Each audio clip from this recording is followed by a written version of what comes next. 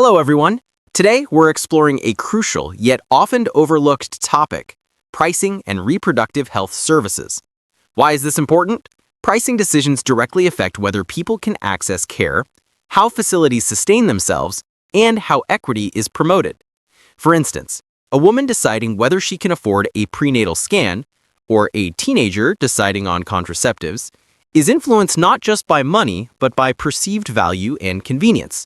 Let's explore why pricing is so crucial in this sector.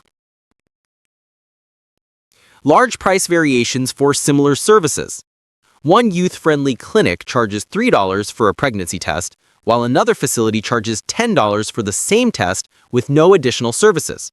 These price differences usually reflect three things. 1. Cost structures.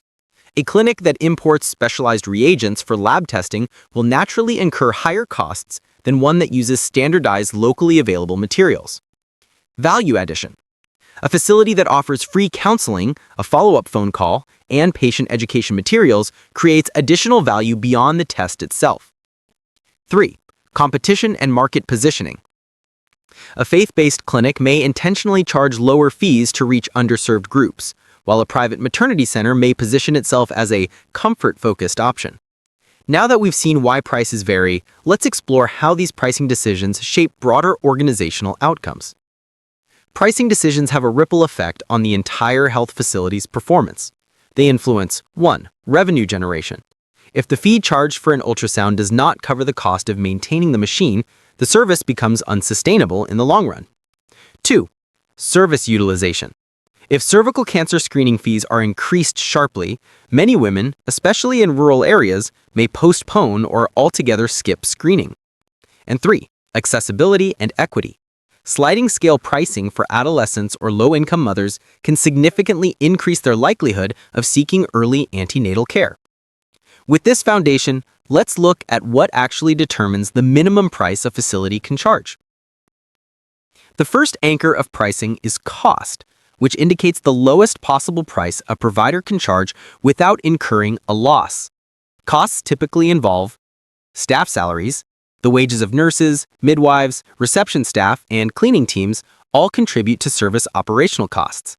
Equipment, including fetal Dopplers, autoclave machines, and exam lights, all require upfront investment and periodic maintenance. Consumables. Pregnancy test strips, disinfectants, and sterile swabs must be replenished constantly. Utilities and overheads. Water for sanitation, power for cold chain storage, and internet for record keeping all add up. If prices fall below these combined costs, the facility will be unable to sustain quality services. Now let's consider the opposite end of the spectrum, the upper limit of pricing. While costs set the minimum price, consumer value sets the maximum, or rather, what clients feel a service is worth. What shapes this perceived value? Quality of care. A facility with a reputation for minimal error rates in lab results may justify slightly higher fees as clients trust the accuracy of the results. Provider reputation. If a well-known obstetrician joins a clinic, clients may perceive the facility as more reliable. Privacy and convenience. A clinic that ensures private consultation rooms and maintains short waiting times increases perceived value. Expected health outcomes. Couples may be willing to pay more for fertility assessment services that demonstrate high success rates. Now, in addition to costs and value, competition further narrows the feasible price range. Competition is the third central pillar in price setting. Different types of facilities shape the pricing environment. Public facilities, such as government hospitals that offer free postpartum family planning, can pressure private clinics to keep prices affordable. Private clinics often charge higher fees, but may emphasize shorter waiting times or personalized care. NGOs and not-for-profit organizations. An NGO offering subsidized STI screening for young adults may influence nearby facilities to reduce testing fees. If a provider sets prices too high relative to those of its competitors, clients quickly shift elsewhere. Now that we've established the three pillars of pricing, let's explore why pricing in healthcare behaves differently from everyday consumer markets. Unlike buying a phone or a pair of shoes, clients often don't have explicit price references for health services. Different service packages. One clinic's antenatal package may include 3 lab tests, while another clinic's includes 6, making comparisons confusing. Varied patient needs. Two pregnant women may require different levels of monitoring, resulting in varied costs. Limited price transparency.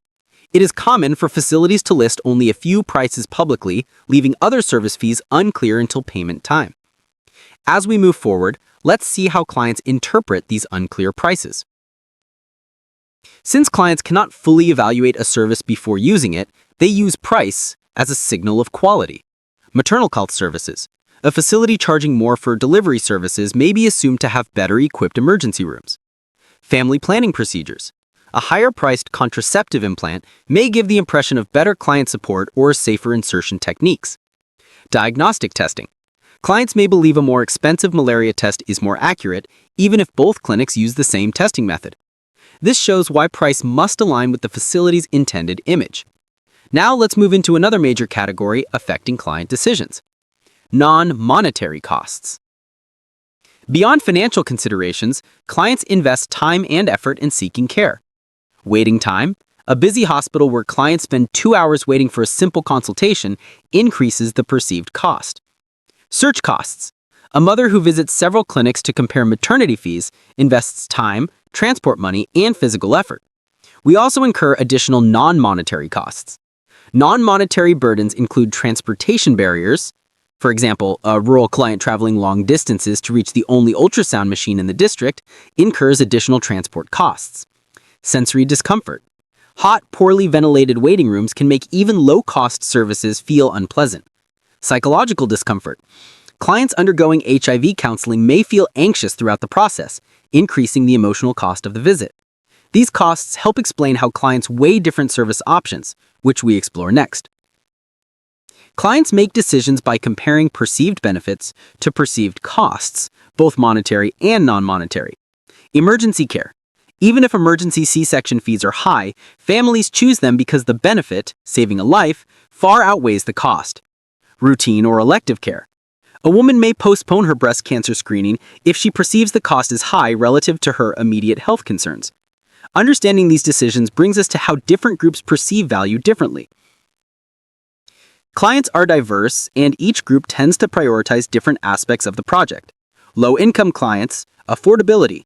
Choosing a facility offering subsidized postnatal vitamin supplements. Middle-income clients, convenience.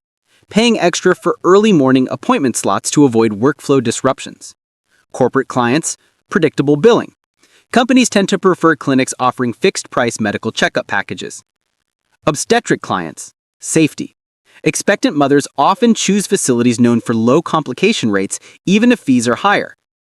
This leads to strategies providers can use to enhance perceived value. Facilities can enhance perceived benefits by improving the service experience. Personalized counseling. Providing customized postpartum care plans increases trust and satisfaction. Skilled clinicians. Highlighting that the facility has certified midwives builds client confidence. Clear communication. Using visual aids to explain procedures helps clients better understand their care and treatment. Success indicators. Sharing statistics on reduced postpartum infections reassures clients of service quality. Flexible payment. Allowing clients to pay for fertility services in installments lowers financial stress. Enhanced comfort. Comfortable seating and clean facilities create a positive experience. Now let's see how reducing perceived costs complements these approaches. Providers can also improve perceived value by reducing client burdens. Shorter waiting times. Introducing a triage desk that handles quick cases first. Efficient appointment systems. Allowing clients to book via WhatsApp reduces congestion at the facility. Clear price lists. Posting service fees at the entrance prevents unpleasant surprises. Improved cleanliness.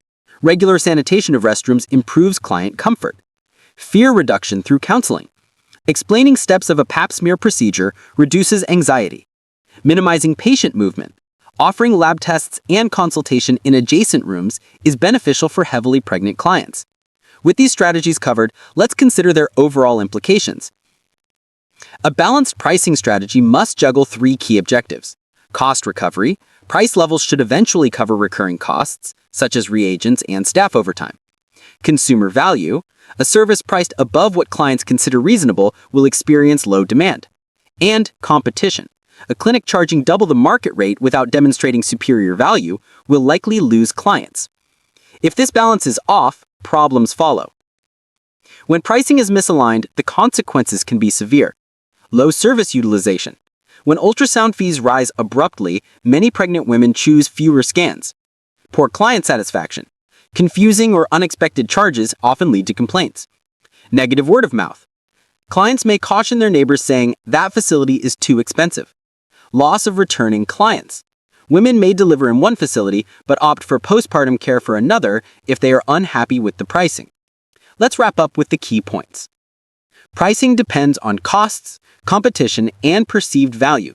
All three factors help determine a realistic and fair price range. Clients often lack reference prices.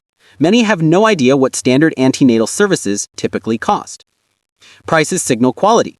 Higher price services often imply better trained staff or superior equipment. Non-monetary costs matter. A long wait time or stressful environment can make even affordable services feel expensive. Providers must ensure positive net value. When clients feel they received quality care at a fair price, they are more likely to return and recommend the service.